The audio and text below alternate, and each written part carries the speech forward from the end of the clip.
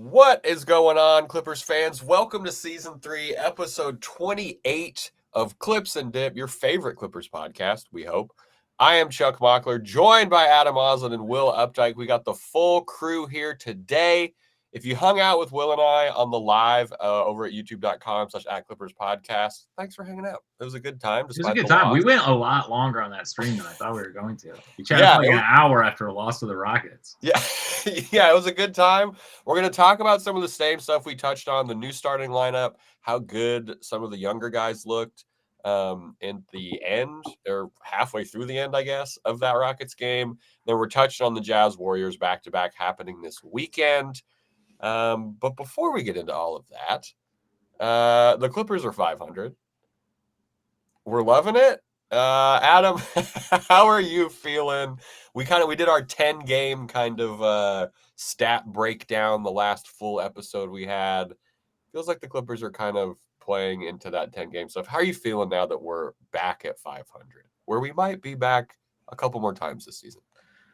Yeah, I'm not surprised by any of this. I said I'd sign up for 500 after 10 games. It took 12 games to get there or get back to there after maybe they were riding high after the 10 games then. Oh yeah, 6-4. What a difference a couple of games make. So they played a good Rockets team. They're playing them again on Friday. I understand that some people find it more of an excruciating loss because of the OKC pick swap implications. I understand. But there was somebody who said to me as I was doing the game preview, like, honestly, though, we should be beating this team. I'm just like, why? They're 7-4. People are still convinced that this team is bad or is like real bad. They're clueless. They have one of the best defenses, one of the best rebounding. There's some of the best rebounding numbers in the league. And now they're second in offensive rebounding percentage. Yeah, the Clippers got crushed there last night. They had a poor game, and they went up against a team that's really good in that area. And it's a team that we're going to talk about is the blueprint for how to kind of beat the Clippers, which is young, athletic defenders. They have a lot of guys on that Rockets team who play hard. Like that Rockets bench, I don't know. They have a bright future ahead, it seems like. Will, how are you doing now that we're 500? The day after 500? I'm doing good. I mean, felt a lot better to be a couple games over 500, which, was a nice little surprise. This hasn't been the easiest schedule either, just given rest days and everything kind of going on there. And I wonder, especially with Harden, if that's some of what you're seeing with this lack of efficiency. I'm not really sure. We're still waiting for him to get those legs under him. But overall, I like this game. I do feel like it was winnable in that I think a substitution could have been made to close out this game, or a substitution or two that could have put this one away. Who? What time of the game? I'm curious. They missed a couple rebounds. Like they were getting killed on the glass at around, I want to say, like the 4-minute mark. They were like having okay defensive possessions and then sort of not really closing them out. So I would like just a little bit of size. Like I could see Derrick Jones Jr. out there, maybe even a Nick Batum, something to just add a little bit more, like a little bit more size and grit, I guess. I respect Lou going with the hot hand because we talked about. Yeah. Like I said, I see it both ways though. Like I understand, like you have to test these guys, and these were the most meaningful minutes for some of these players, certainly in this season, and like for some of them, really their NBA careers. So it makes sense why you try to see what they could do, especially when they had that momentum going into the fourth. Bones got his first free throw attempt of the season. Very exciting. Happy for him.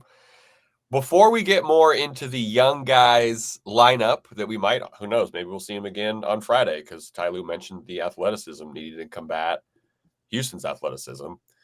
Starting lineup change. 12 games in. Ty Lue makes the change. He puts Kris Dunn in for Terrence Mann. It's a permanent change. He's not going back. Just for reference, for anyone out there who didn't think that a starting lineup change was coming or anything like that, the old starters were minus 10 points per 100 possessions to start. Well, and I don't know. We have kind of talked about on the show before how Terrence hadn't been great to start the season. We didn't necessarily feel at the time as though he was losing us games. Where are you guys at now? And was there a point where you were like, okay, it probably is time for a change now? I did a show the day before yesterday, and I was like, this is it, Terrence. After that OKC game, I posted all the numbers. I think they were a minus 35 total over 166 minutes, the starting lineup. Now, the numbers weren't good with Amir in place of Man because they were turning the ball over a ton, but they were shooting really well with that lineup. And then the numbers with Kris Dunn instead of Man were good, but it was really limited. They were like a plus 13 in 10 minutes so far this season or something like that. Small sample size, let's go. And they went with Kris Dunn, and I think it makes a lot of sense. We talked about it during the summer, but this is somebody that can replicate a lot of what Patrick Beverley was doing in the backcourt for Houston next to James Harden. And if you want James Harden to not have to be overtaxed and somebody else that can bring the ball up, Kris Dunn was the guy to do that. And I honestly, I don't know if last couple of games, he's been great with, if anybody has been better in the assist to turnover ratio, it's been him. And I don't think, honestly, with the way he's been rebounding and some of the boards he has gotten, I don't know if they're losing much there by having him in place of Terrence Mann. I think it's all a plus. I think you're right. The all a plus thing is like, I think for the most part, people were like, okay, we're going to be happy. Like Kris Dunn, no one thought putting Kris Dunn in was a big risk, right? Because he's been so good. Yeah. I mean, he's such a steady hand. Like that was what I liked so much about him with the second unit, is just with the younger guys having a vet who is very predictable, and what you're going to get out of them. And I think that like raises the floor with those kind of lineups. But it makes a lot of sense in the starting lineup. I'm curious, like, what it looks like though when we do play larger teams. And I know like the rebounding has been really good, really for Clippers guards, sort of across the board. We know that was an emphasis. But I don't know. In my head, there's still some one game. In my head, there's still some limitations there. Yeah, but that's a specific situation. Like that, those are specific situations. And one thing that's cool, Adam, you mentioned kind of giving Harden a break on the offense. The small pick and roll with Kris Dunn and James Harden. The Lob the Jam has been tweeting about this a lot. If you want to go check out their tweets on X or whatever, really helps the offense out. Norm can get actions off that. Norm missed a bucket. I think it was like his first shot attempt of the game. I think it came off a small pick and roll with Dunn as the screener and Harden as the ball handler. Norm he skirted to the basket. He missed like a bunny, like no one was around him. Yeah. But that, which kind of foreshadowed the night Norm was going to have. But that wrinkle in that play design is so encouraging to see from game one of this new starting lineup. So like Dunn is going to be asked to do a lot. Him and Batum are kind of like has to do so much for this team. But I'm excited for the small pick and roll to kind of grow and the actions we can get out of that. And especially with how well Derrick Jones Jr. shooting the ball. Like there's not like the one guy you can sag off of right now on the Clippers starting lineup is Kris Dunn from the 3-point line, because teams have been doing that. But he's a willing shooter. And he's not completely garbage at hitting threes right now. So like Ty Lue's going to tinker with some of this stuff, and I'm really excited to see what this looks like 6 to 8 games from now with the new starting lineup. And was this was a team best in turnovers this game too? 9 times. That's how many turnovers they have. Wild. The other thing is they took Kris Dunn out at about the 6-minute mark of the first quarter. So they still brought him back to start the second with the backup unit like they had been doing. Like Terrence Mann was the different wrinkle in there. It was Kris Dunn, Norman Powell, Terrence Mann, Amir Coffey, and Nico to start the second quarter. So they went small. Ivica Zubac wasn't out there. My thing was with last night, they got crushed on the boards when they were big. So Coach Lue was like, guys, if we're not going to get rebounds even when we're big, what are we doing here? I might as well go into a small ball lineup and try to juice up the offense, because I think at one point in the third quarter, it was 49-23. That was the board advantage by Houston. Like that's the unit at the end of the game. I think they won the fourth quarter 15-14 on the boards. They actually got a little bit better. Kobe. It was a disaster through 3 quarters of that game. So I don't blame Coach Lue at all when people are saying, why'd they go so small? Why didn't he bring Zubac back in? I don't know, because he was bad yesterday. He had a bad game. Game flow was not in Zoo's favor. He had 2 possessions in a row. He missed those free throws, and then he missed a shot right at the rim. And then right after that, I think he scored 4 straight or something like that. He had a good stint in the third quarter early on where they had like a 6-0 run. Yeah. And they were in it. But then there was a 17-2 run, I think, to bridge the end of the third into the fourth. And then they're down 10 entering the fourth quarter. And Coach Lou put in Jordan Miller. It's so funny. The same people that have been starving to see Jordan Miller like, oh, he's putting in Jordan Miller? Well, I guess he's waving the white flag, huh? It's like, wait a second. You wanted this. What are we doing here? we when we were talking about it last night, we thought of it as more of a depth test. Like, why not see what you got? Give these guys some minutes. Give them in a high leverage situation. Charles and I also talked about this a little bit last night, but who popped for you of the guys who got some significant minutes that people have been begging to be in the rotation that we haven't really seen yet? I thought Jordan Miller was solid. He had 8 points in 8 minutes. He had a couple of turnovers too, but he had that crazy and one. Then he bullied through Fred VanVleet. Right and away, he hit he a came in and three-pointer. did it.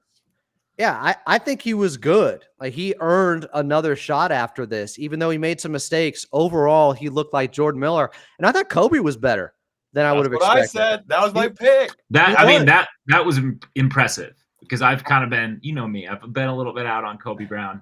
That was a definitive step in the right direction. For a team that needs power forward size. Or small ball 5 Kobe Brown minutes. That's what they were testing out with him playing center, I guess, in training camp. So maybe with Kai Jones seemingly out of the rotation right now, Kobe Brown gets another shot against Houston tomorrow. I don't know. Yeah, it's going to be – the game tomorrow is like – because I guess I'm looking at the box score. Like, we've heard Ty kind of talk about, he was upset with the game in Sacramento because we couldn't get like some in-game rest for guys like Norm, not guys like, for specifically James Harden and Norm Powell. Even last night, Norm played 33, Harden played 31, which is light for what he's usually doing. So like, they seem to have found some rest at the end of that game, thanks to those young guys matching the athleticism. But I like against starters too. Yeah, the Rockets had to bring in starters. Like, we weren't watching, like this wasn't garbage time minutes or something. Yeah, I do not get the logic of we're down 4, put the starters back in. Why? They were bad. Right. The backups got them back into it. Now you're going to pull them. There's a good way to lose the locker room. Like, hey, you guys did all that work to get us back into this ball game, but we're going to take it from here, even though we put you in this bad spot to begin with. And it would be against all of, like, this has been Ty Lue's best start to the season in terms of pulling strings, I think, as a Clippers coach. He's not working with a lot, like, in terms of roster compared to what he used to have. He's riding the hot hands. He's listening to guys, too. That game where Norm was about to check in, and then, like, things started going well. Norm was like, maybe I shouldn't go in. And Ty was like, great, fine. Like, this is working, so this is great. Like, he doesn't have to have a note card telling him guys minutes restrictions, which he had at least once a couple seasons. Like, I think, do you remember when Doc used to have to, like, throw things at the wall because guys were hurt, and we would all of a sudden see these rotations that were kind of weird and out there, but they worked. And it was like, only when his back was against the wall was Doc Rivers able to, like, really kind of manufacture these working lineups. Ty Lue's already able to do that. Like, it's really, it goes back to that ethos that I think this team has, which is everyone's going to compete. So Ty Lue feels comfortable playing everybody, like even the rookies, with 8 minutes left in a game that's not out of hand. I felt like it was also a message to the starters, because that was the first game where you could definitely focus in and say, I don't know about the effort on some of these possessions here. We haven't really said that so far this season, but there were times where they were definitely being outworked. And I think he said, enough. I'm going to find some energy. If I have to go onto the bench to find it, I'm going to do that. And they gave him a spark. They got them back into the game. They were down. Now, some of those guys helped them get down to 19, because I think there was a 9-0 run to start that fourth quarter. Yes. But then they got it down to 4 with a minute and a half left. I would dance with those guys to finish the game. I don't think you can go back to the starters like some people wanted to after they cut it down to 4. And they're cold. Like, you're going to, like you mentioned, Will, you brought up the James Harden shooting. I think Tomer. It's so cold. Yeah, let's actually. I think we have the technology to do this. We can screen share this tweet by Tomer showing Harden shooting.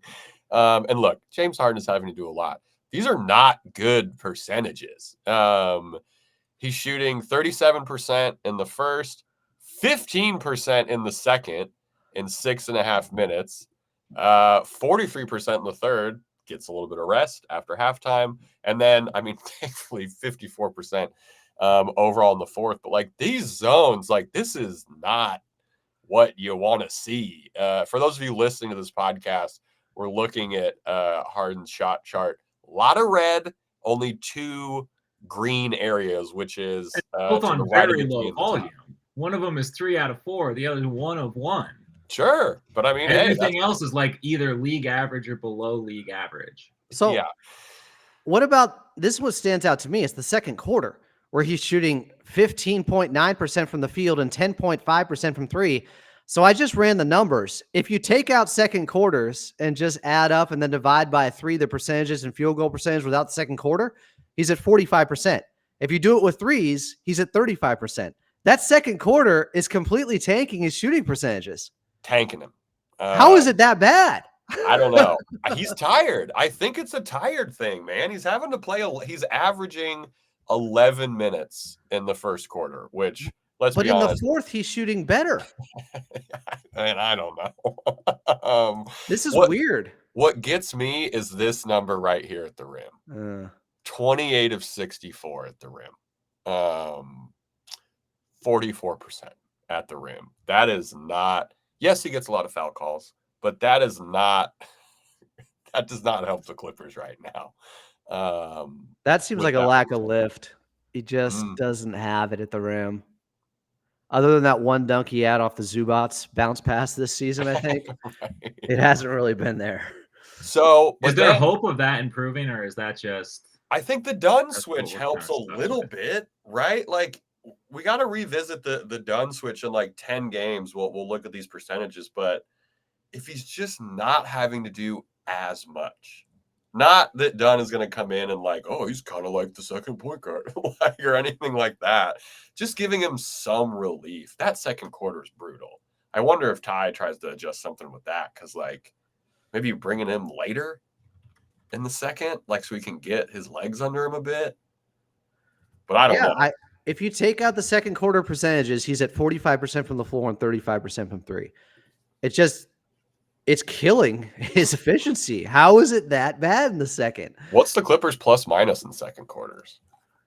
I know they've had a ton of turnovers. I think they lead the league in turnovers, or they were specifically in the second quarter. I think at one point it was almost at 6 turnovers per game in the second, which is insane. I mean, the Clippers are averaging the 3rd most points in the second quarter in the NBA. But turnovers, they're at 5.1 now, so second to last. Yeah. 5.1 in one quarter is pretty crazy.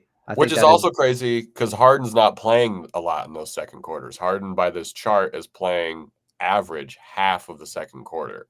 So is that minutes where he's just kicking the ball to the other team during those 6 minutes? Like, what are his turnovers in the second quarter? Yeah, probably not great. Probably not ideal. So, I mean, I think the Dunn change, like, I hope it fixes it. Like, again, the margins are thin. And if Harden's shooting 15% in the second quarter, that's tough to overcome. Yeah, it's weird to me. I wouldn't have thought the fourth quarter shooting improved, where it's at 54%. Crazy. That kind of, I don't know. There's something fluky going on. Because if he's more tired later, why is he shooting better? It still seems like the turnovers come in bunches sometimes, though, in the fourth. Yeah, for sure. He was good last night with the turnovers, though. Like, that was... Everybody was. Yeah, he had 1. Norm was the worst. What did Norm have? 3 of the 9. I guess Seaman said 8 of the 9 turnovers were live ball turnovers. That sounds about right. Because they had like 20 points off of those 9 turnovers, which is a lot. Yes. Normally you get like a point per turnover. Right, they were doubling it up. That's a good segue, actually, because we do need to talk about how the Rockets are equipped to perfectly destroy the Clippers just with their athleticism. So we're going to talk about that after a quick audio break. There's going to be some ads, and then we're talking teams like the Rockets being the Clippers' kryptonite with a little bit of a preview of what's going to happen on Friday coming up in 3, 2, 1. All right, welcome back into Cliffs and Dip, your favorite basketball podcast about the Clippers. We talked about night one against Houston, and now we're looking ahead to Friday where the Clippers are taking on the Rockets again in a little bit of a mini series. And Charles, you have some thoughts on this Rockets team that they might be perfectly equipped to take down the Clippers yet again, sullying the Clippers' first game in the NBA Cup. Oh no! Is that true? Hey man, you wrote the rundown. I don't know. This is what you wrote. Someone grabbed me out of the punji pit I was just hurled into. No, so we saw it last night though, right? Like they are an incredibly fast team. Like and I don't mean like possession wise. I mean straight MPHs. Like we saw them blow by the Clippers on some transition buckets. They had 18 offensive rebounds, which you're not going to win a lot of games giving up 18 offensive rebounds, 19-6 on second chance points. Again, you look at how the Clippers played. They only turned the ball over 9 times. Like that's half of their average. Like not even like not really any hyperbole there. And like we got up 96 shots against this Rockets team. How many free throws did they take in the game? Us or the Rockets? The Clippers to get up 90. 16. So low turnover game, low free throw game. You end up getting up way more shots. Yeah.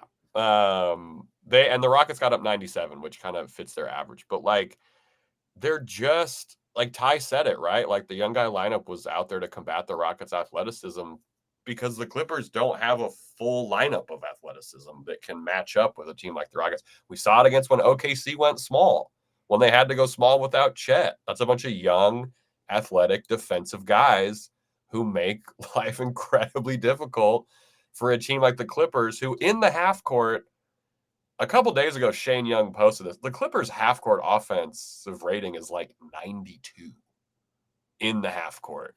And when you play against a team like this, where it's like gnats, there's arms everywhere. Like you're getting these weird double teams. They can bring guys off the bench who can be really annoying offensively. It's just like if and when, because it's already happened, the Clippers lose to a team like this, sometimes I think it's as simple as they're younger, they're faster, and they are incredibly dedicated to playing defense. Because young teams that are only dedicated to offense, like the Raptors, get beat by the Clippers because our defense is very good and they're but teams that are committed to this defensive identity with their youth, that's tough for the Clippers, especially when Norm had an off game. Even Harden shot 40%. Zoo was kind of taken out of the game, to your point, Adam. Like it's a big hill to climb before the game's even started. And this is no disrespect towards the Clippers, but like the Rockets are an incredibly athletic team. I don't think anyone's going to argue with me on that point. No, they're definitely a bad matchup for the Clippers. They're also just good. They're like a bad matchup for most teams. Same with OKC. If you have a defense that good, you're probably going to be a pretty solid team. They're 8-4. And we said coming into this season, Rockets on paper have the advantage over the Clippers. We knew this would be a head-to-head thing all season long with that OKC pick swap. They play each other 4 times, and we were concerned about this. So it's a huge game. It's a huge loss. They need to get tomorrow night's game, though, against them. Or else, what happens if you get so far? I'm just wondering, just throwing this out there. If you get so far behind Houston, does that alone trigger a domino effect with this Clippers team with how they go about the rest of the season? For sure. Because I think a big part of this is trying to stay in front of the Houston Rockets to grab that first-round pick or hold on to it. I think that's a great point. Like if it's lost, where it's like, well, we're definitely not going to have this pick. Does that usher in the youth movement? I think it might. Like if we're not getting the first-round pick, we might as well start developing guys. I don't know. Well, no, you guys talked about Norm last night, and I agree with you. At some point, they may be selling high on Norm. If his value, because what is it? We talked about it. before we start recording, it's December 15th when it triggers a lot of guys can be traded. Maybe a PJ Tucker trade, whatever the hell they're going to get for PJ Tucker. But if there's I no don't way think that PJ Tucker is going out on his own. The only reason they've held on to that contract is to have an extra $12 million in flexibility. Yeah, you're right. Yeah, I don't know. I think you're right. I don't know. I think that brings in, like, at the trade, like after post All-Star break, if the Clippers are not within striking distance and not playing well, What and about we sooner? still have no idea about Kawhi's return at all. Okay, here's the thing. The third game against Houston is December 8th. Damn. What if by then they're We're 5 or 6 0-3. games back against Houston, they lose all 3? Not ideal. I don't feel good. Then Jordan Miller's probably averaging 9 minutes per game. The last game against them is April 9th. Ooh, so probably during a possibly inconsequential time of the season for the Clippers. I mean, I'm not saying the Clippers are giving up on the season this early or anything like that. No. And they could still play above 500 and play above their heads. And Norman Powell has been cooking. He's had one bad game. He's due for a bounce back on Friday. I'm just saying, what happens if they keep losing to Houston and Houston just takes off and it doesn't look like that pick swap is happening? I think we see some moves made, and I think we see a lot more young guys. One thing that I think helps that is before that youth lineup came in, the bench scoring. KPJ picked up 3 fouls very quickly in like 5 minutes of play. And if he's not able to score, we saw what that bench looks like without someone like KPJ. They were getting outscored like 40-12 at one point from the bench against this. Is that a season low minutes wise for him too? I mean, it has to be. Just in like, I don't have it off the top of my head, but it was 6 minutes or something, right? 5:47 during a very rough run in which he was minus 11. Not his fault, because plus minus is a lineup stat and maybe a defensive stat. But he didn't have it because that happens. And Easton and Thompson nuked. Dude. So it was a combination of bad things. Their bench not doing much. Houston's bench really taking off. 2 double-doubles off the bench for Houston. Yeah. Almost 2 20 and 10 double-doubles off the bench for 2 guys who had 18 and 10 and 18 and 11. Like, the Clippers aren't getting that from anyone on the bench. Well, the thing is, that new Clippers starting lineup went plus 15 in 17 minutes. Yeah. I mean, Şengün was a minus 18 out there. Fred VanVleet minus 10. Jalen Green minus 10. Jabari Smith Jr. minus 3.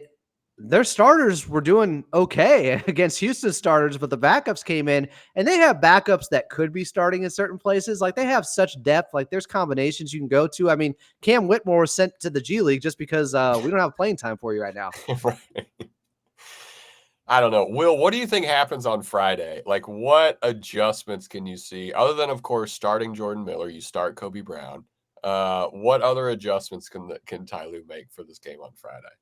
I mean, I guess we're going to learn a lot about this team in that second quarter. Like when the starters have their second stint, what exactly does that look like? Because I think that, we, from a very limited sample size, I like the change to the starting lineup. I think they have the capability to give Houston a really hard time on the defensive end.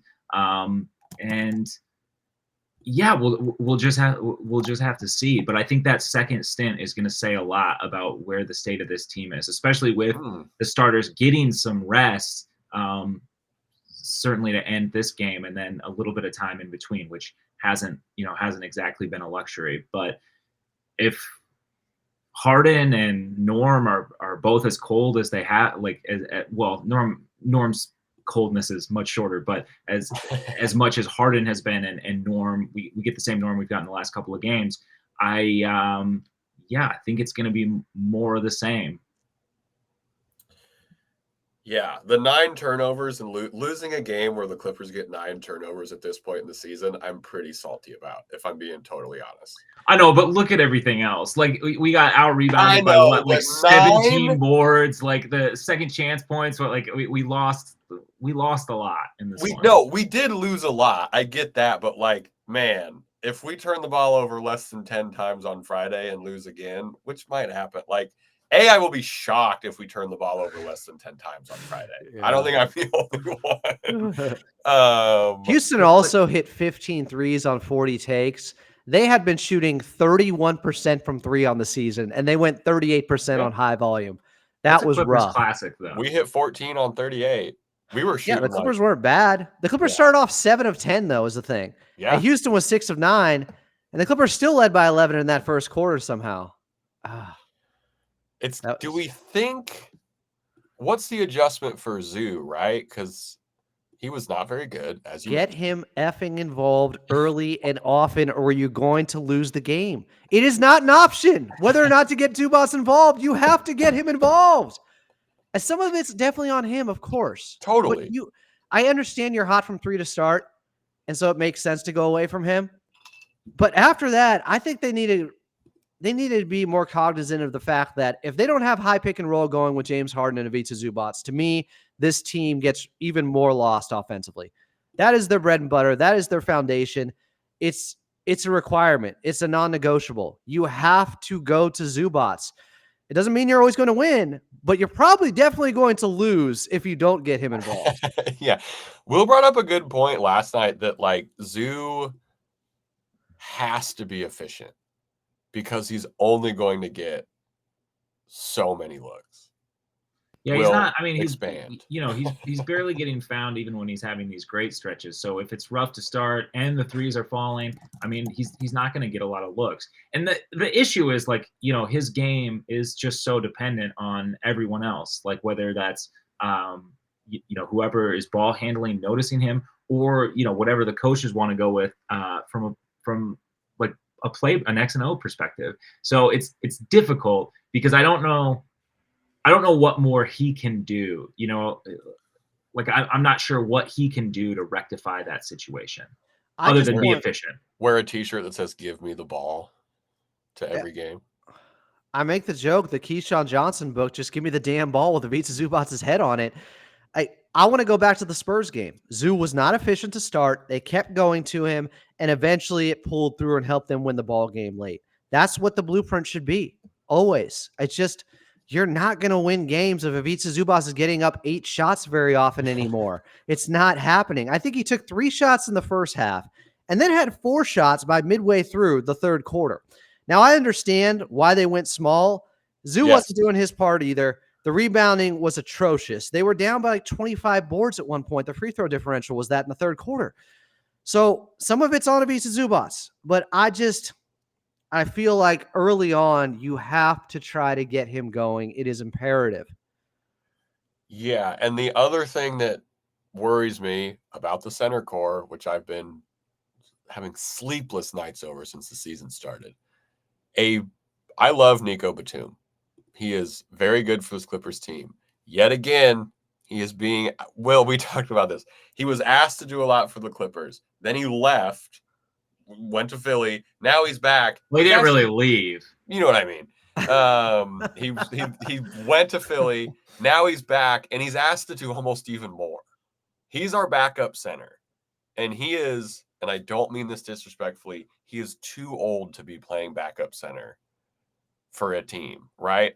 We already have an empty roster spot in PJ Tucker. We can't have another empty roster spot between our actual centers who play backup center. Well, Mo Bamba is on assignment, so he is nearing. He should be back soon. He is nearing health for sure. But we need to which that's kind of a wild card that I would have liked to have been able to take a look at in last night's game.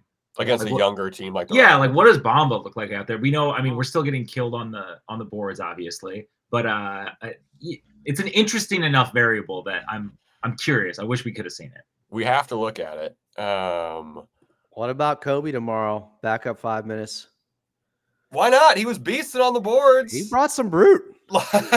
How early would you be willing to bring him in? Second quarter.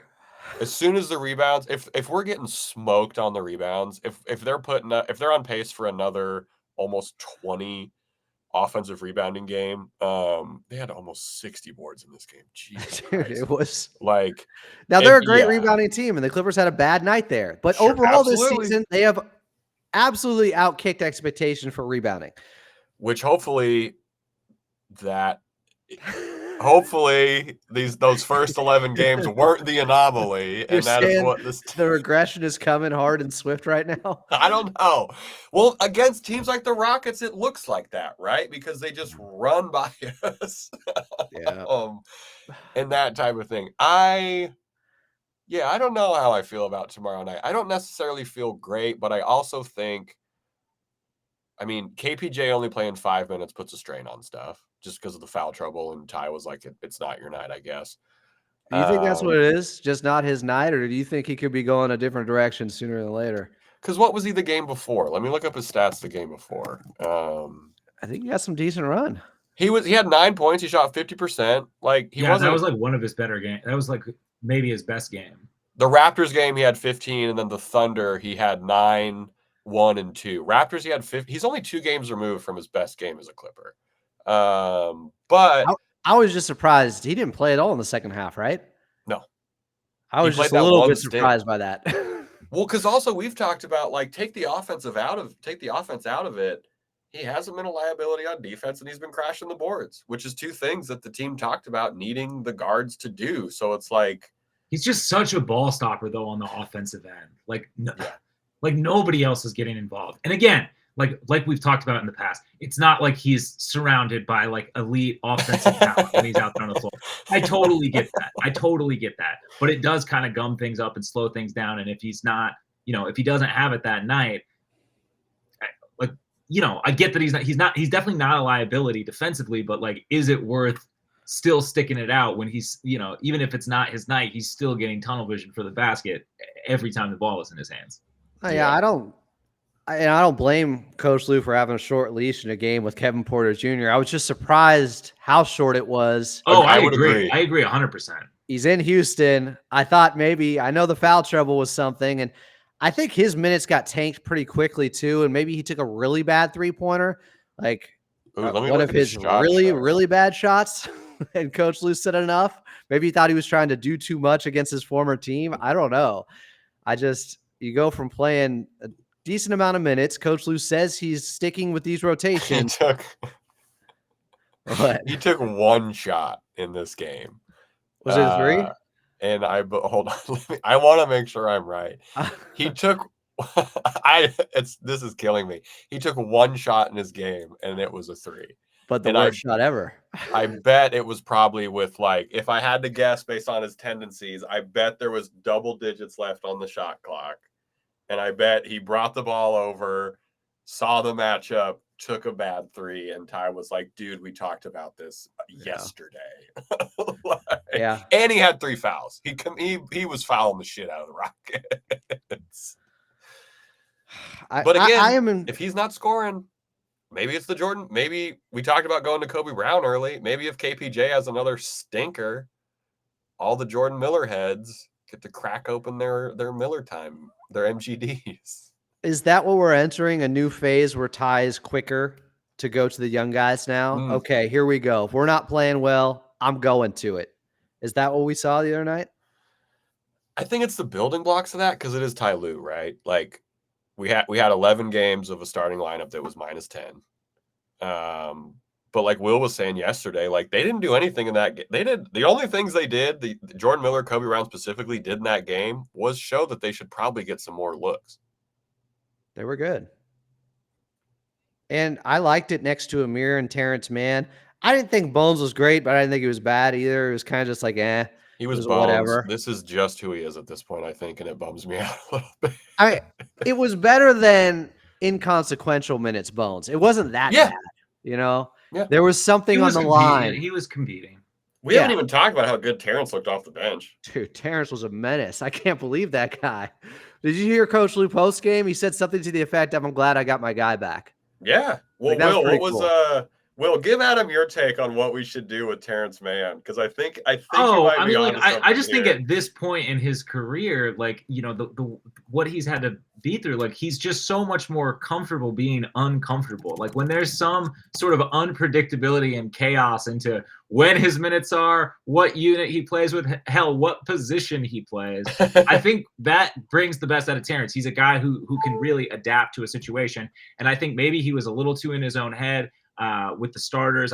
I'm not really sure what was going on there, but he was far more aggressive. It was like a night and day difference. He caught an oop from Kris Dunn. Like, that is insane. Dude, he had that wraparound pass to Jordan Miller, who missed the layup in the fourth, and then he tipped it in. The hustle and the precision with that pass was incredible. Yeah. Bench Terrence. We're here for it. But we'll see what happens on Friday. What's your I don't have this in the rundown. Fucking busy day. Who are our player of the game picks for Friday? And then we'll talk about the back-to-back. Are any players available that weren't previously in our play? No. Has anyone played bad enough to get back in? No, you can't pick Zoo. You can't pick Harden. You can't pick Norm. You can pick Kawhi. If you really believe, unless you're gonna boldly pick that James Harden will have a better than 50% field goal percentage night, then you can pick James Harden. This is an interesting wrinkle. When is the last time he shot over 50% for the Clippers? Was it game 1? I'm looking up the game logs right now, and I would not be surprised if it's game 1. Or maybe it was one of the two games. It's only been one. Denver? The 26-point comeback against the Spurs. He shot 60%. He took 10 shots. When he started hot last night, and then it faded. That second quarter, man, it's brutal. He shot 30. It's a killer. Yeah, so if he's only shot over 50% one time this season. It's and so he was minus 12 unbelievable. in that game. So you can pick that, but it's with that caveat. Yes. You can pick Harden, but it's with that caveat. You only win if he shoots over 50%. Yeah. Otherwise, you have to sit in the corner. At the end of Blair Witch. Exactly like that. Man, that's a DVD I need to buy. Damn. Now I'm off track thinking about DVDs. Adam, who's your pick for player of the game? I kind of like to live dangerously. I think I want James Harden going above 50%. And if not, I'll start the next podcast right in this corner here. It's a nice corner. Look at this place. You can hang out. Stay. All right, He's so due. He is incredibly due. Will, who was your pick for the James Harden less than 50%? Norm Powell, Ivica Zubac, Kawhi Leonard, ceremonial key to the city player of the game. I'm going to go Terrence. I think he's going to keep it running. I think that, him in a cup situation with Adam. Terrence, bro? A weird aside of like cup players last night. And I could see, we didn't mention Terrence, but I could see Terrence being a cup guy. So I'm going to go with Terrence. I like this new position. I like that he's still engaged. He's in no way hanging his head. And I think that we're going to see a great aggressive Terrence once again. I think that's a great point too, because everyone who was like doesn't like Terrence Mann now or whatever, you can never argue that the man does not play hard.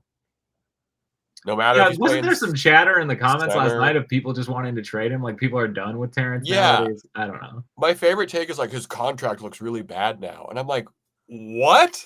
No, it does not. It's a very tradable contract. If you don't like Terrence Mann, if there's one thing you should like, it's that his contract is movable. Yeah. As long as he gets back to playing anything near what he's done throughout most of his career, it's a very tradable contract, guys. I haven't looked at his numbers in the NBA Cup from last year.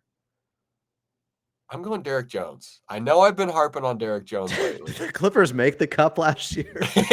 Yeah. I'm pretty sure they. Yeah. I'm going Derek Jones Jr. He was good against the Rockets last night. 4 for 6. He was +4. I think he's benefiting playing against Dunn too. I think we're going to see Cup Derek Jones Jr. go crazy on the Rockets. And by crazy, I mean 17 points, 4 boards, 2 sweet oops. That's nice. Who's your MVPC, most valuable, or MVCP, most valuable Cup player for the Clippers? Ooh, most valuable Cup player? Oh, Nico. European players live for cups. They're used to it. They were born into the cup world. So I'm Nico by a mile. Maybe Zoo. You're all over the place, man. Can Absolutely. we pick Zoo and Cup play? Well, this was for the Cup if player. If he's the MVCP, sure. MVCP, Man, what it rolls off the tongue. I hope the NBA starts using that.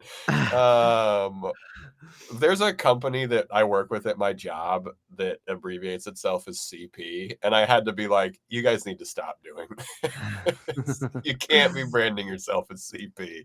All right, coming up, we're doing a brief preview about the Clippers back-to-back happening on Sunday and Monday with the debut of some new jerseys. But before that, we have some ads coming up because we got to keep the lights on. Coming up in 3, 2, 1. Hey, it's Clips and Dips, Season 3, Episode 28. I'm Adam Moslem. We got Will Updike and Chuck Mockler, the big three here back with you guys. And the Clippers have a back-to-back coming up Sunday, Monday at Intuit Dome, where I know it's going to be more full after the comments by Paul George. People are like, okay, Paul, we see you. You going to talk that trash? We're going to fill up the Intuit Dome now. Sorry. Tickets are still pretty pricey, I will say, too. Yeah, new arena. Like on the secondhand market compared to what we've seen in years past, in my experience. It's the nicest arena ever so far, right? True. It is the newest. All right, so Sunday, Utah in town. First matchup against them. Big game for the Clippers, as they all are, but specifically when you're playing a team that on paper you are better than, that you have a real opportunity to get a victory against. When Coach Lue talked about that Raptors game at the end and not wanting to play guys heavy minutes, but feeling like that was a winnable game is how he said it. This is another one of those where guys will have to expend more energy if they don't handle business early on to try to get that game, which I do like hearing. Like, they know coming into this season which games are very winnable that they have to get, the must-win games against lesser competition. I think Utah qualifies. Yeah, but without falling into the trap of like playing a team's record, because we have seen the Clippers do that time and time again. Yeah, I was looking at these Jazz stats. Haven't caught a lot of Jazz games. They are dead last in the Western Conference. They are dead last in a lot of things. Dead last in field goal percentage and offensive rating. Dead last in turnover percentage and turnovers. 29th in points. 27th in defensive rating. 30th in place to live. Yeah, yes. Utah sucks. The Beehive State, you freaks. Yeah, this is like, I don't know what to say.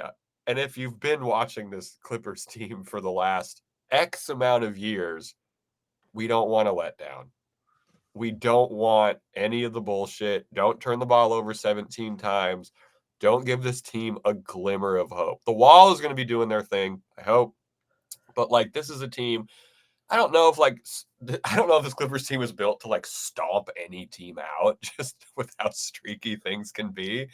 But if the Clippers win by 15, that is like any other team winning by 25 is kind of how I feel about this Clippers team.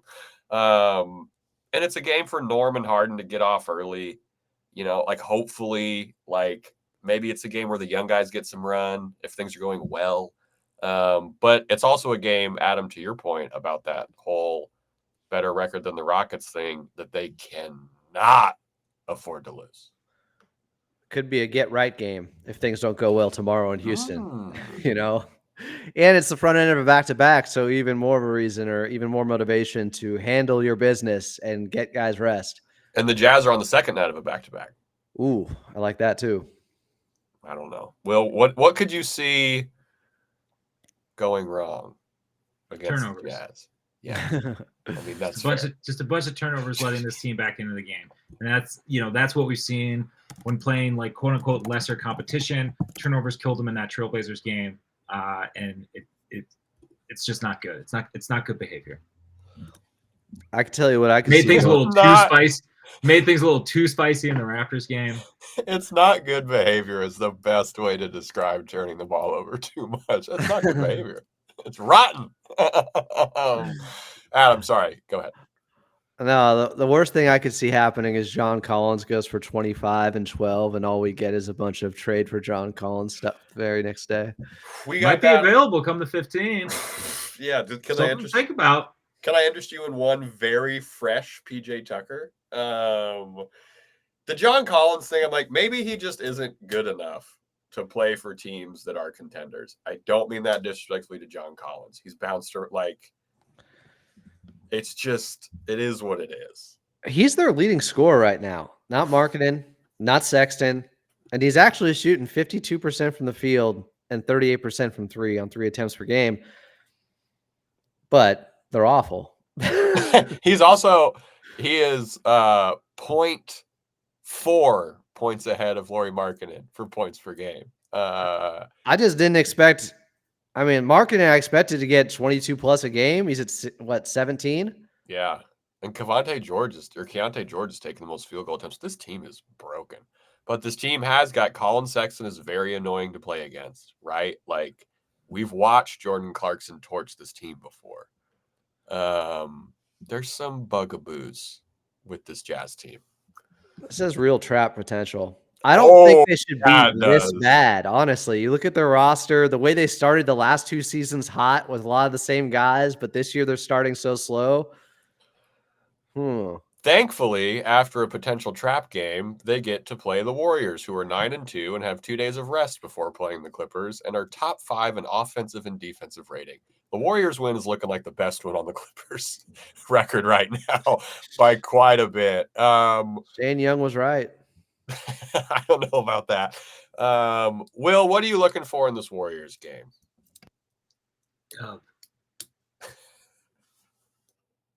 Sorry, what? Big win.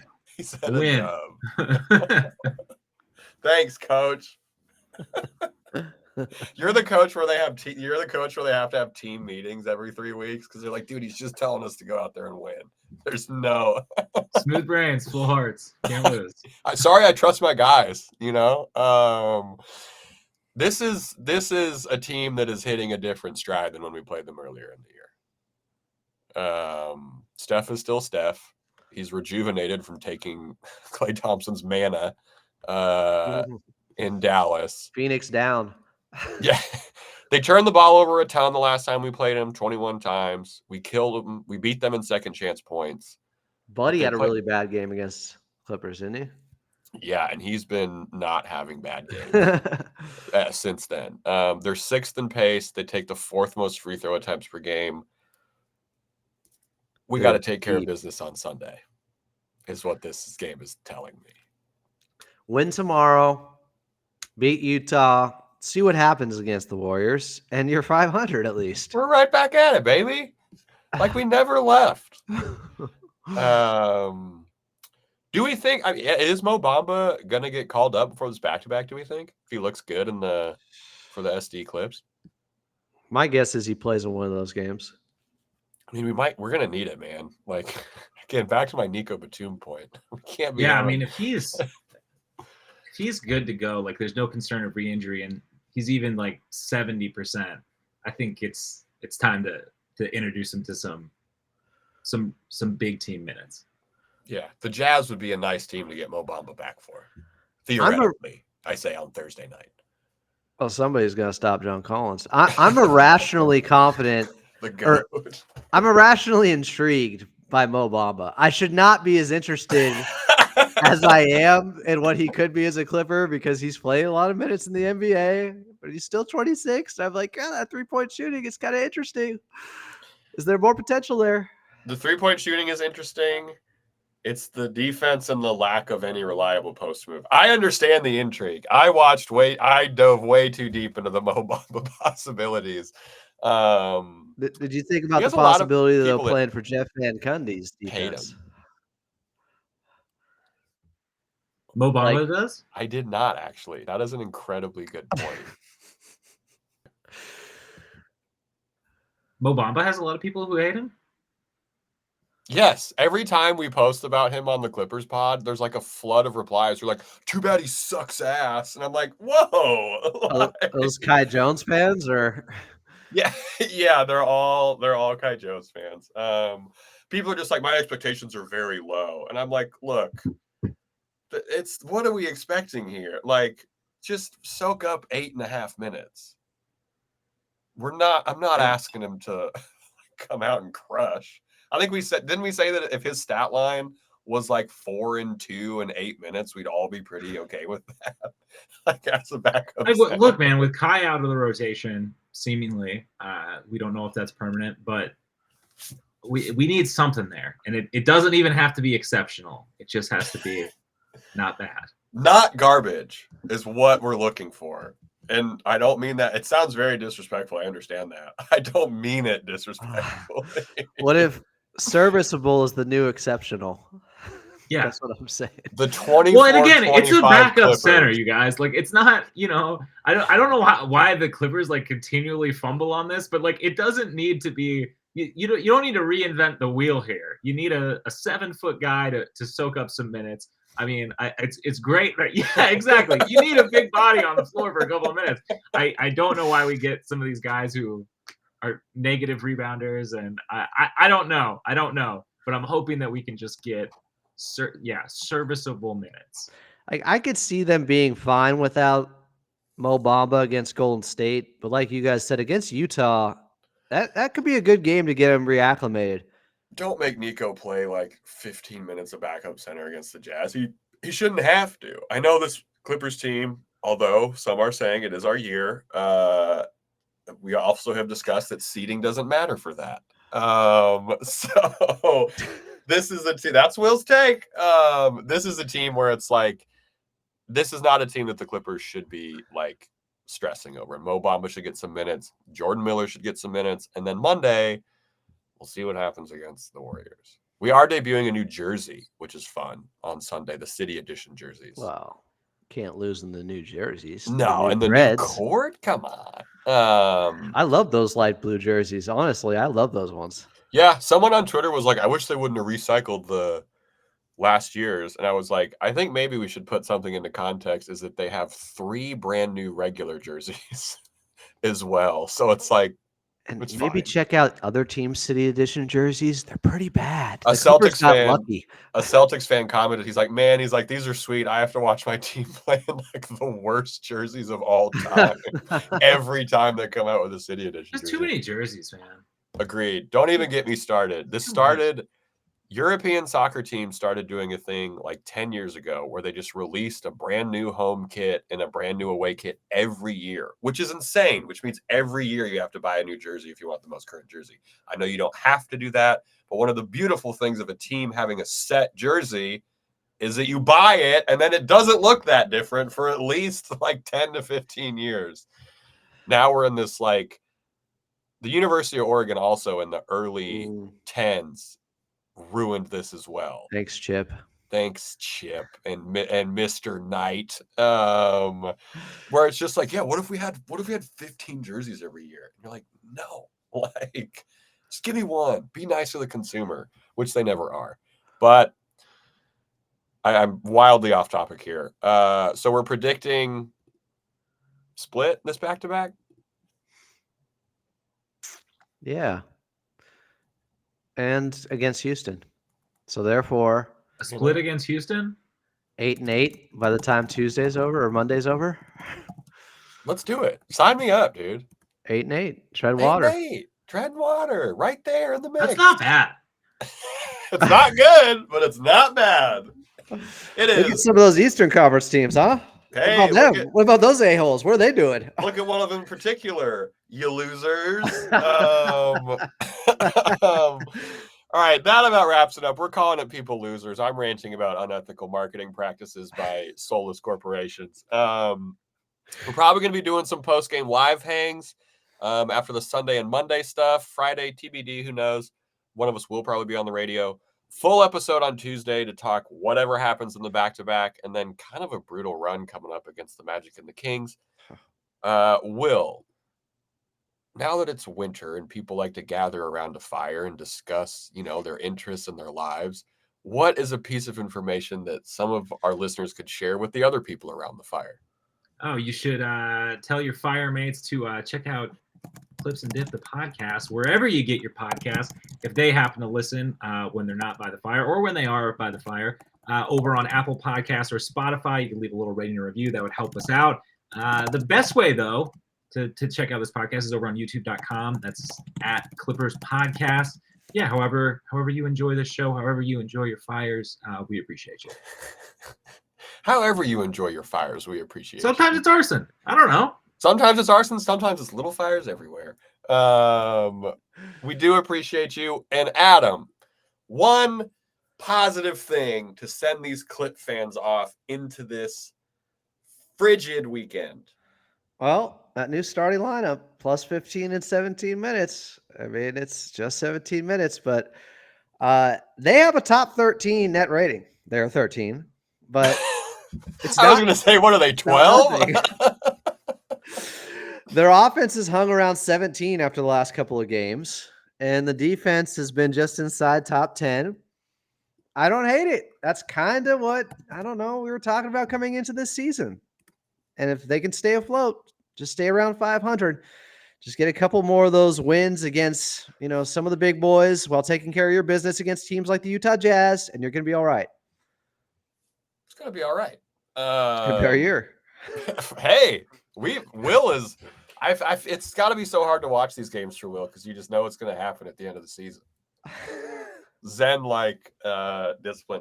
I never do this. I am plugging a thing. There's a giant new exhibit opening and like common hangout area happening at the Natural History Museum at in LA over in Expo Park. Come hang out on Sunday. It's free. It's going to be a fun time. There's food vendors. You get to see a 75-foot green dinosaur skeleton. It should be very fun. All right, we will be back soon. And as always, let's go Clips.